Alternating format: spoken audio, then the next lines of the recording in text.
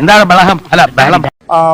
ആശുപത്രി പരിസരം ഒരു ക്ഷേത്ര പരിസരത്ത് ചെല്ലുന്നതിന് സമാനമായ തരത്തിലേക്ക് മാറിയിരിക്കുകയാണ്. ഇന്ന് നമുക്ക് ഇവിടെ തന്നെ കൂടാ, എല്ലാം അറിഞ്ഞിട്ട് തന്നെ കാര്യം. കുംഭമേളയിൽ പങ്കെടുത്ത സ്വാമിമാർ വരെ ഇങ്ങനെ ഒരു വിവരം അറിഞ്ഞ് ഇവിടേക്ക് എത്തുന്ന ഒരു സാഹചര്യമുണ്ട്. എന്തുദ്ദേശിച്ചാണാവോ എഴുന്നള്ളത്? തമിഴ്നാട്ടിൽ നിന്നാണല്ലേ? തമിഴ്നാട് കേരളം രണ്ടും ഇതായതാണ്. ഞാൻ ഇപ്പൊ കുംഭമേളയ്ക്ക് പോയിട്ട് അവിടെ വെച്ചാണ് ഇത് അറിഞ്ഞത്. ആദ്യത്തെ സ്നാനം കഴിഞ്ഞു, ഉടനെ തന്നെ കയറി. എന്താ ബിസിനസ് വല്ലതും തുടങ്ങാൻ പ്ലാനുണ്ടാ? അങ്ങനെ പേര് സ്വാമി ശ്രീ ശ്രീ 1008 മഹാമണ്ഡലേശ്വർ ശങ്കര കൃഷ്ണാനന്ദ സരസ്വതി സൂര്യവംശി.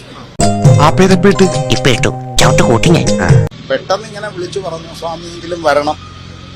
അവരെല്ലാരും കൊല്ലത്തുനിന്ന് മറ്റുള്ളവരൊക്കെ പോവാണ്. 20 സ്വാമിമാരിന്ന് പോയി വിടുന്നു.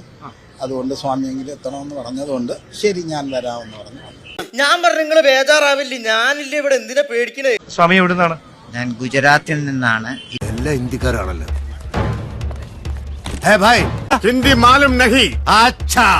അങ്ങയുടെ പേര്? എന്റെ പേര് വാസുദേവാനന്ദപുരി. സൂര്യനാരായണ നമ്പൂതിരി. കണ്ടാ പറയില്ല കേട്ടോ.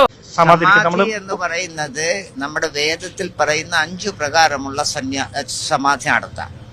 ഇപ്പൊ മണ്ണിനടിയിൽ മട്ടി സമാധി, മണ്ണിൽ കുഴിച്ചു മൂടുന്ന സമാധി, അഗ്നി സമാധി, ഇഷ്ടം പോലെ.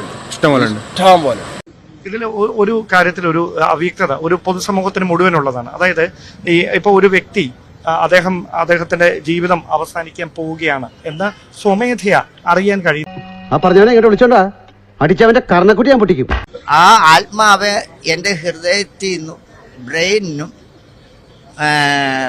കൂടി ആഹാര അമ്ലത്തിൽ നിന്ന് കൊടുക്കുന്ന പിത്തരസത്തിൽ കിട്ടുന്ന ആ ഒരു സങ്കല്പമാണ് ഈ ആത്മാ എന്ന് പറയുന്നത്. ഇവിടെ ഇപ്പോഴൊരു വ്യക്തത കുറവുള്ള ഒരു കാര്യമേ ഉള്ളൂ. അല്ലല്ല, ഒരു കാര്യത്തിൽ മാത്രമേ അജ്ഞാനദിവനന്തസ്യ ജ്ഞാനാഞ്ജന ശലാകയ ചക്ഷുരുന്മലീതം മേന തസ്മൈ ശ്രീ ഗുരുവേ നമഃ. ഞാൻ പിന്നെ പിറന്നു വീണപ്പോഴേ കരഞ്ഞുകൊണ്ടാ വന്നത്. വിഷയത്തിൽ നിന്ന് തെന്നി മാറുന്നു.